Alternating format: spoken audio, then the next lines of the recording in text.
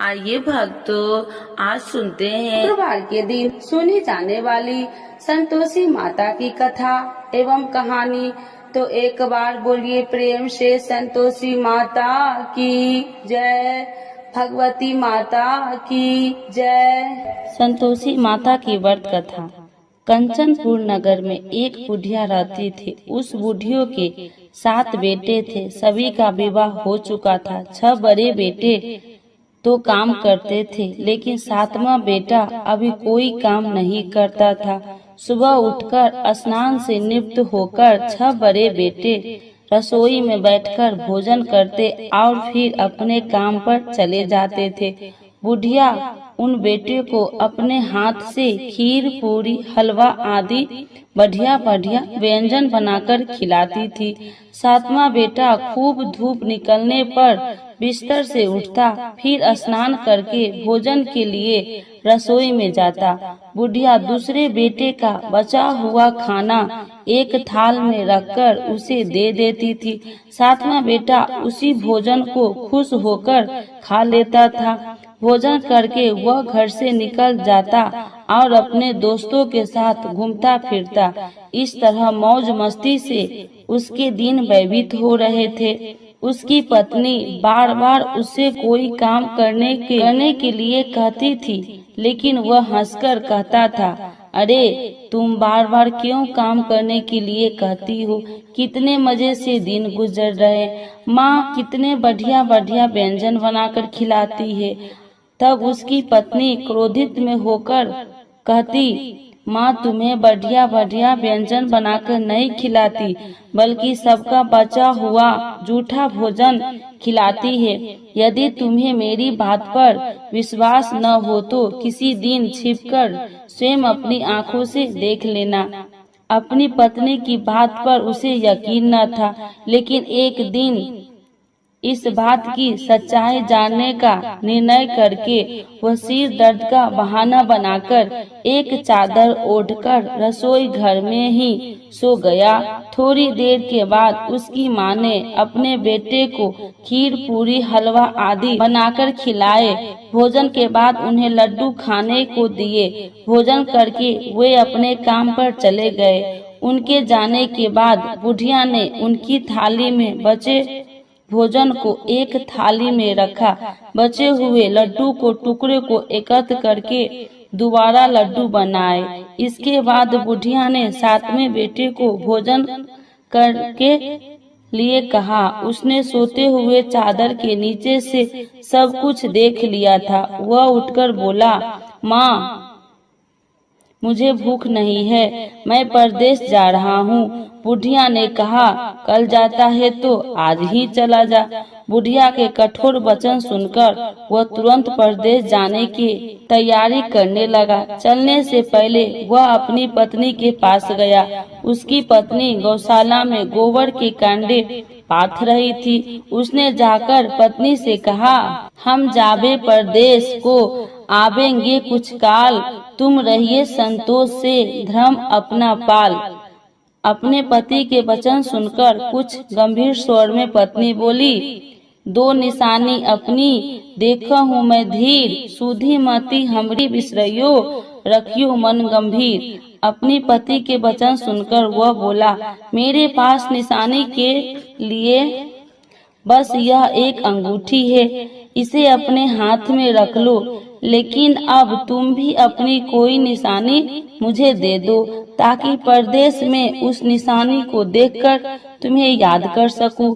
अपने पति की बात सुनकर वह बोली, नाथ मेरे पास निशानी के लिए कुछ भी नहीं है। फिर कुछ सोचकर उसने गोबर के हाथ से उसकी पीठ पर छाप लगा दी। 7वां बेटा अपनी पत्नी की उस निशानी को लेकर परदेश के लिए चल पड़ा। कई दिनों की लंबी यात्रा करके वह एक सुंदर विशाल नगर में पहुंचा। वहां उसने कई दुकानदारों से नौकरी देने के लिए प्रार्थना की, लेकिन सबने उसे परदेशी जानकर उसकी प्रार्थना ठुकरा दी। निराश होकर अंत में वह एक सेठ की दुकान पर पहुंचा। उसने सेठ से भी नौकरी देने की प्रार्थना की। सेठ को एक नौकर की जरूरत थी। उस सेठ ने उसे तुरंत नौकरी पर रख लिया। उस दिन उसकी बहुत बिक्री हुई और वह उस लड़के से बहुत खुश हुआ।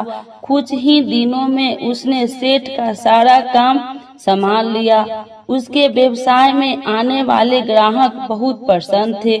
सेठ का व्यवसाय तेजी से चलने लगा। उसकी मेहनत और ईमानदारी देखकर उसे अपना हिस्सेदार बना लिया। कुछ ही महीनों में उस लड़के ने बहुत सा धन कमा लिया। संयोगवश कुछ समय बाद सेठ को उस नगर को छोड़कर दूर किसी नगर में जाना पड़ा। अतः सेठ अपना हिस्सा लेकर दुकान उस लड़के को देकर चला गया। अब सारे व्यवसाय का मालिक वह लड़का बन गया। उधर बुढ़िया उस लड़के की पत्नी को बहुत दुख देने शुरू कर दी थी। वह हर समय बहू को जली कटी बातें सुनाती रहती थी। वह बेचारी हर समय काम पर लगी रहती थी, लेकिन फिर भी उसकी जेठानी उससे कुछ न कुछ बुरा भला कहती रहती थी। सुबह होते ही बुढ़िया उस लड़के की पत्नी को जंगल में लकड़ियां लाने के लिए भेज देती थी। उसे आटे से निकले चोकर की रोटी खाने को देती थी और नारियल की कटोरी में पानी पीने के लिए देती थी। वह बेचारी चोकर की रोटियां खाकर भी किसी से कुछ नहीं कहती थी। बस इसे अपना भाग्य का लेखा सोचकर चुप रह जाती थी। एक दिन वह जंगल से लकड़ियां काटकर लौट रही थी। उस रास्ते पर संतोषी माता का मंदिर था। उस मंदिर के पास लकड़ियां का गठरा जमीन पर रख वह कुछ देर आराम करने के लिए रुकी। मंदिर में उसने बहुत सी स्त्री को पूजा करते देखा तो उसने पूछा, आप सब किसकी पूजा कर रही है? इस पूजा के करने से क्या पुण्य मिलता है? एक स्त्री ने उसे बताया, हम सब संतोषी माता का व्रत करके उनकी पूजा कर रहे हैं। संतोषी माता की पूजा करने से धन संपत्ति में भंडार भरता है, निडरता दूर होती है, परिवार में सभी सुख शांति से रहते हैं, लड़कियों का शीघ्र विवाह होता है और उन्हें स्वयं वर मिलता है, व्यवसाय में लाभ होता है, निसंतानों के घर में संतान होती है, पति अगर परदेश गया हो तो संतोषी माता की अनुकंपा से शीघ्र घर लौटता है, न्यायालय में कोई मुकदमा चल रहा हो तो उसमें जीत होती है, धन संपत्ति में बढ़ोतरी होती है, पारिवारिक कलेश नष्ट होती है, व्रत करने वाले स्त्री पुरुष को संतोष मिलता है, सभी मनोकामनाएं पूर्ण होती है। स्त्री से संतोषी माता के व्रत के बारे में इतना सुनकर उसने व्रत करने की विधि भी पूछी। तब एक बूढ़ी स्त्री ने उसे बताया, संतोषी माता के व्रत करने के गुड़ और चने का प्रसाद बांटकर स्वयं भी प्रसाद ग्रहण करना, कभी नहीं भूलना। संतोषी माता गुड़ और चने से की गई पूजा से प्रसन्न होती है। संतोषी माता का व्रत शुक्रवार को ही किया जाता है। शुक्रवार को सूर्योदय से पहले उठकर स्नान से निवृत्त होकर संतोषी माता के मंदिर में जाकर पूजा करके व्रत कथा सुननी चाहिए। मंदिर में न जा सके तो घर के किसी कमरे में संतोषी माता का मूर्ति या चित्र रखकर छोटा सा मंदिर बनाकर पूजा करनी चाहिए। व्रत करने वाले व्यक्ति को उस दिन कोई भी खट्टा चीज या खट्टा फल नहीं खाना चाहिए। घर में भी किसी को खट्टी चीज नहीं खानी चाहिए। संतोषी माता के व्रत के बारे में सभी बातें पूछकर सातवें बेटे की बहू ने मन में निश्चय किया कि आज सारी लकड़ियां बेचकर गुड़ और चने खरीदकर आने वाले शुक्रवार को संतोषी माता का पूजा अवश्य करूंगी। उसी दिन उसने लकड़ियां बेचकर गुड़ और चने खरीदे। शुक्रवार को सूर्योदय से पूर्व उठकर उसने स्नान किया, फिर एक कलश में स्वच्छ व ताजा जल भरकर चने और गुड़ के साथ जंगल की ओर चल पड़ी। रास्ते में संतोषी माता के मंदिर में जाकर उसने संतोषी माता का विधिवत पूजा की और व्रत कथा सुनी। फिर संतोषी माता के चरणों में सिर रखकर प्रार्थना की, हे माता मेरे कष्ट दूर करो, मैं हमेशा तुम्हारी पूजा करूंगी। मेरा पति परदेश से सकुशल लौट आए। संतोषी माता का स्मरण करते हुए उसने आसपास वाले को गुड़ और चने का प्रसाद बांटकर थोड़ा सा प्रसाद स्वयं भी ग्रहण किया। इस प्रकार सातवें बेटे की बहू ने हर शुक्रवार को संतोषी माता का विधिवत व्रत करना आरंभ कर दिया। दूसरे शुक्रवार को उसने व्रत किया तो उसके पास पति का पत्र आ गया। तीसरे शुक्रवार को पति का भेजा हुआ रुपया आ गया। इस पर घर के लोग उससे ईर्ष्या करने लगे। जेठानियां ताने देने लगी, अरे अब तो पति का पत्र आने लगा है, रुपया भी आने लगा है। घर के बच्चे भी बार बार कहने लगी, अब तो चाची के पास रुपया आने लगा है। अब वह किसी से सीधे मुंह बात भी नहीं करेगी। वह बेचारी सबके ताने सुनकर चुप रह जाती थी। वह हर शुक्रवार को संतोषी माता के मंदिर में व्रत करने और कथा सुनने के बाद उनके चरणों में सिर रखकर प्रार्थना करती थी, हे माता मैंने आपसे धन नहीं मांगा था, मैंने तो अपने पति के स्वकुशल लौटने की प्रार्थना की थी। एक दिन उसकी प्रार्थना सुनकर संतोषी माता ने प्रसन्न होकर कहा, जा बेटी तेरी मनोकामना पूरी होगी, तेरा पति शीघ्र घर लौटेगा। वह बेचारी संतोषी माता के वचन सुनकर खुशी खुशी घर लौटी। उधर सातवां बेटे दुकानदार इतना व्यस्त हो चुका था कि उसे पत्नी और घर की कोई स्मरण नहीं था।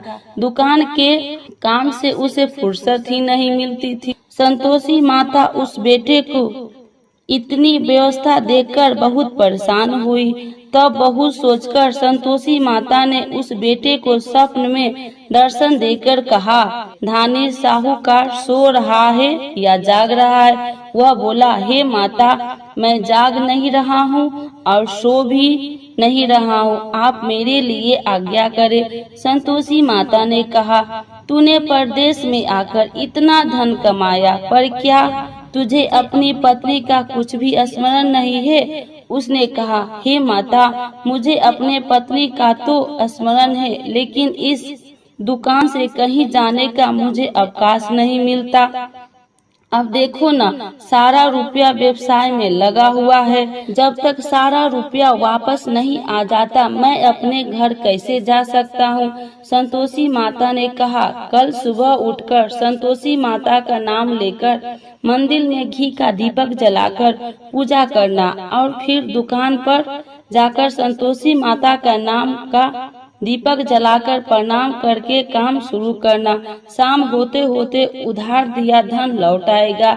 इतना कहकर संतोषी माता उसके स्वप्न से अंतर्ध्यान हो गई। सुबह उठकर उसने अपने मित्र से स्वप्न की बात कही तो वे सब उसका मजाक उड़ाने लगा, लेकिन उसका मन नहीं माना। उसने संतोषी माता पर पूरा विश्वास करके मंदिर में जाकर घी का दीपक जलाकर दुकान पर भी दीपक जलाकर संतोषी माता का स्मरण करके काम शुरू किया। उस दिन संतोषी माता का अनुकंपा से सचमुच चमत्कार हो गया। उधार सामान ले गए लोग जल्दी जल्दी रुपया लौटाने आने लगे। देखते ही देखते रुपये का ढेर हो गया। शाम तक सारा धन लौट आया। दुकान का सारा सामान हाथों हाथ बिक गया। अब संतोषी माता को नमस्कार करके वो अपने घर लौटने की तैयारी करने लगा। उधर सातवें बेटे की पत्नी प्रतिदिन की तरह जंगल से लकड़ियां काटकर घर की ओर लौट रही थी। लकड़ियां का बोझ अधिक होने के कारण उसने मंदिर के पास गठरा उतारकर संतोषी माता के चबूतरे पर बैठकर थोड़ा सा विश्राम किया। तभी उसे दूर से धूल उड़ती दिखाई दी। उसने संतोषी माता से पूछा, हे माता आज यह धूल कैसी उड़ रही है? माँ ने प्रसन्न होते हुए कहा, आज तुझे तेरी पूजा का फल मिलेगा। तेरा पति परदेश से लौट रहा है, यह धूल उसके लौटने से उड़ रही है। अब तू इन लकड़ियों के 3 हिस्से कर, एक हिस्से नदी के किनारे रख, दूसरा हिस्सा मंदिर में रख और तीसरे हिस्से को सिर पर रखकर घर ले जा। तेरा पति लकड़ियाँ देखकर रुकेगा, लकड़ियाँ जलाकर भोजन बनाकर खाएगा और फिर घर जाएगा। तू घर पहुंचकर लकड़ियाँ का गठरा आंगन में डालकर कहना, सासू जी लकड़ियाँ का गठरा ले आई हूँ, चोकर की रोटियां और नारियल की कटोरी में पानी दे दो। फिर पूछना, आज घर में कौन मेहमान आया है। संतोषी माता की बात सुनकर वह खुश होती हुई घर की ओर चल पड़ी। कुछ देर बाद उसका पति वहां पहुंचा और लकड़ियां का ढेर देखकर उसने भोजन बनाकर खाया। फिर कुछ देर विश्राम करके वह घर पहुंचा। उधर बहू ने लकड़ियां का गठरा जमीन पर डालते हुए जोर से आवाज लगाई, सासू जी लकड़ियां ले लो, चोकर की रोटियां दे दो, नारियल की कटोरी में पानी दे दो, आज घर में कौन मेहमान आया है। यह सुनकर उसकी बुढ़िया सास बोली, बहू ऐसा क्यों कहती हो, तेरा पति ही तो परदेश से आया है। नहा धोकर मीठी खीर खा, नए कपड़े पहनकर पति के पास बैठ। उसके पति ने कमरे की खिड़की से सब कुछ देखा और सुना। उसने कमरे से बाहर आकर भिखारी की तरह खड़ी अपनी पत्नी को देखकर कहा, माँ यह औरत कौन है। माँ ने कहा, बेटे यह तेरी बहू है, जब से तू परदेश गया है तभी से इसने ऐसा हाल बना रखा है और सारा दिन गांव में ऐसे ही जानवरों की तरह घूमती फिरती है और घर का कोई काम नहीं करती है और नारियल की कटोरी में पानी मांग रही है। 7वां बेटा गंभीर होकर बोला, माँ मैंने इसकी सारी बातें स्वयं अपनी कानों से सुनी है, मुझे बराबर वाले दूसरे घर की ताली दे दो, मैं उसी घर में रहूंगा। बुढ़िया माँ ने उस बेटे को दूसरे घर की ताली दे दी। वह अपनी पत्नी के साथ उस घर में आनंद से रहने लगा। उसके पास धन की कोई कमी नहीं थी, घर को महल जैसा सुंदर बना लिया। अगले शुक्रवार को उसकी पत्नी ने कहा, प्राणनाथ मैं संतोषी माता का व्रत करती हूँ, संतोषी माता की अनुकंपा से ही मेरे सब काम पूरे हुए हैं, अब मैं व्रत का उद्यापन करनी चाहती हूँ। पति ने कहा, अभ्यास करो, मैं उद्यापन के लिए सब सामान एकत्र करता हूँ।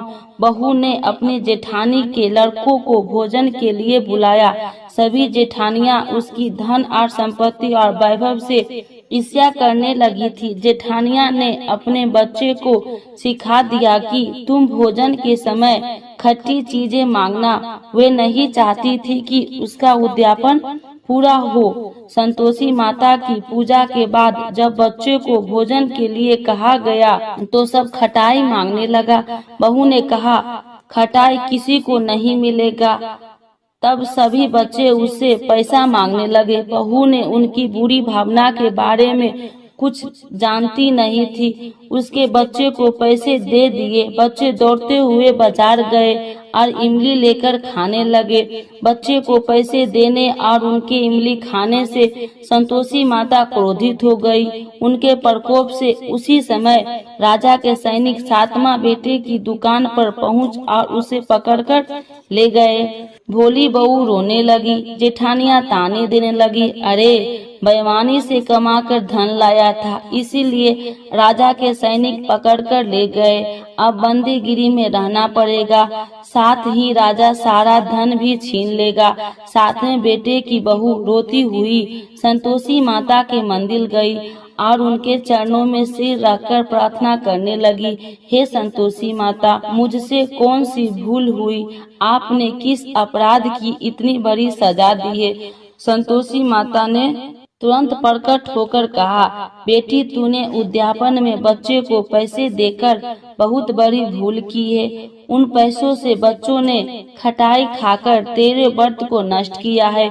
बहू रोते रोते बोली, माँ मुझे क्षमा कर दो, मैं बच्चों की बातों में यह सब भूल गई थी। अब मैं दोबारा उद्यापन करूंगी, अब कोई भूल नहीं करूंगी। संतोषी माता ने कहा, जब तू दोबारा विधिवत उद्यापन करेगी तो तेरी मनोकामना अवश्य पूरी होगी। मंदिर से घर लौटते हुए रास्ते में उसे उसका पति वापस आता हुआ मिल गया। बहू ने पूछा, राजा के सैनिक आपको क्यों पकड़ कर ले गए थे? वह हंसते हुए बोला, मैंने इतना कमाया था, उसका कर टैक्स नहीं दिया था, इसीलिए राजा ने मुझे बुलाया था।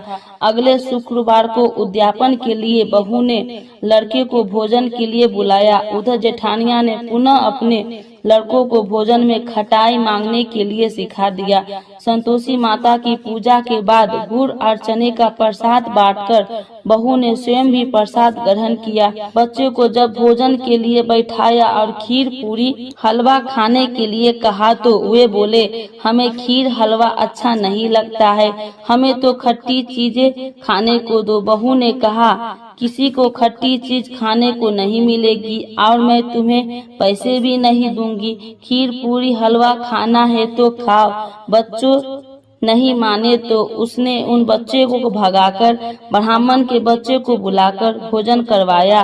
दक्षिणा में उन बच्चे को मीठे फल खाने के दिए। उसके उद्यापन से संतोषी माता बहुत प्रसन्न हुई। उनकी अनुकंपा से बहुत शीघ्र ही गर्भवती हुई। 10वें महीने उसने एक सुंदर पुत्र को जन्म दिया। बहू प्रतिदिन उस बेटे को लेकर संतोषी माता के मंदिर में जाने लगी। कुछ ही दिनों के बाद संतोषी माता ने सोचा, मैंने इसे जीवन के सभी सुख दिए हैं, अब इसकी परीक्षा लेकर देखती हूँ। यह सोचकर संतोषी माता एक बुढ़िया का रूप धारण किया और लाठी टेकती हुई बहू के घर पहुंची।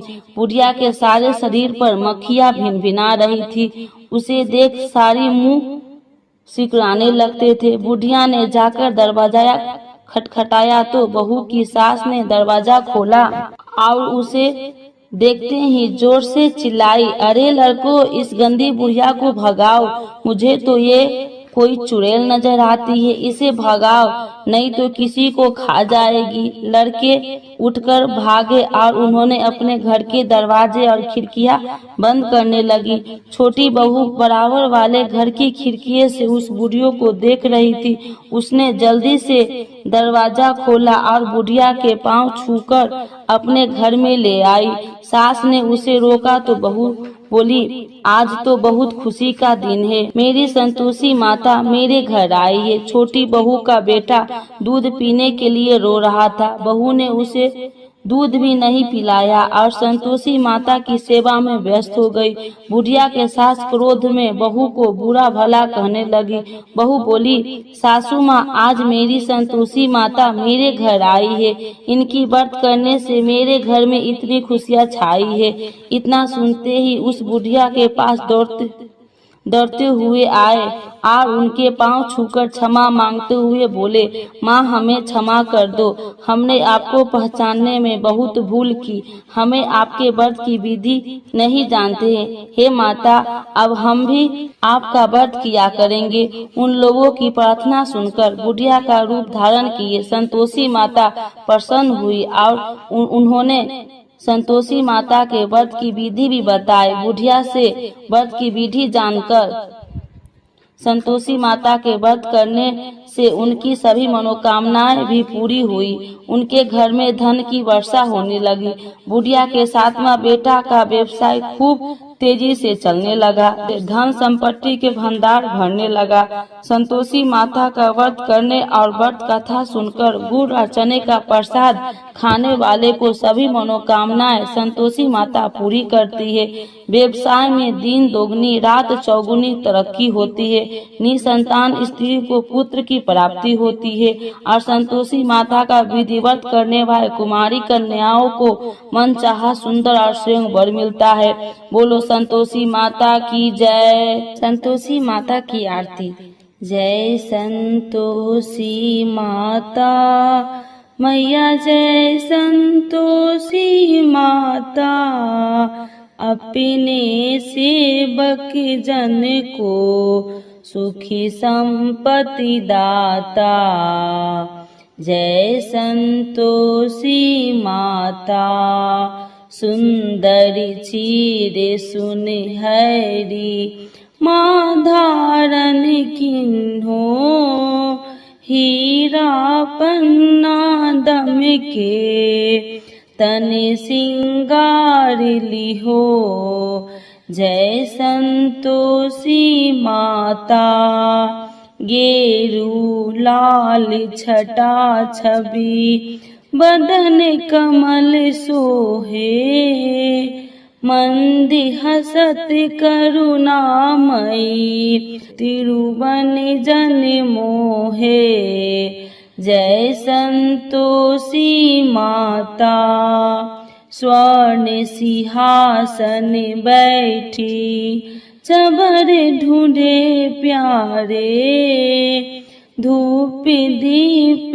मधुमेवा भोगी धरे न्यारे जय संतोषी माता गुरी अरुचना परम प्रिय ताम संतोष किए संतोषी कहलाई भक्तन वैभव दियो जय संतोषी माता शुक्रवार प्रिय मानत आज दिवस सोही भक्ति मंडली आई कथा सुनत मोही जय संतोषी माता मंदिल जगमग ज्योति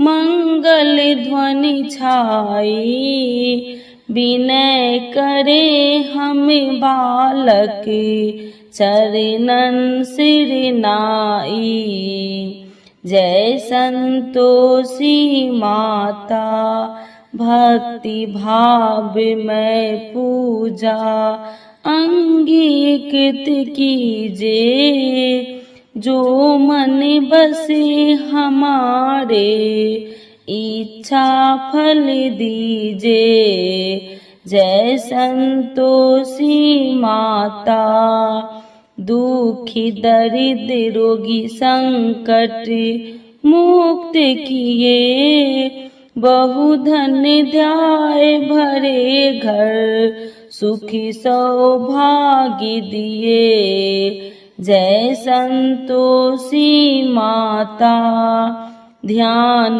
धरो जन तेरो मन वांछित फल पायो पूजा कथा श्रवण कर आनंद घर लायो जय संतोषी माता शरण गहे की लज्जा रखियो जगदम्बे संकट तू ही निवारे दयामयी माँ अम्बे जय संतोषी माता संतोषी माता की आरती जो कोई नर गावे रिद्धि सिद्धि सुखी संपत्ति जी भर के पावे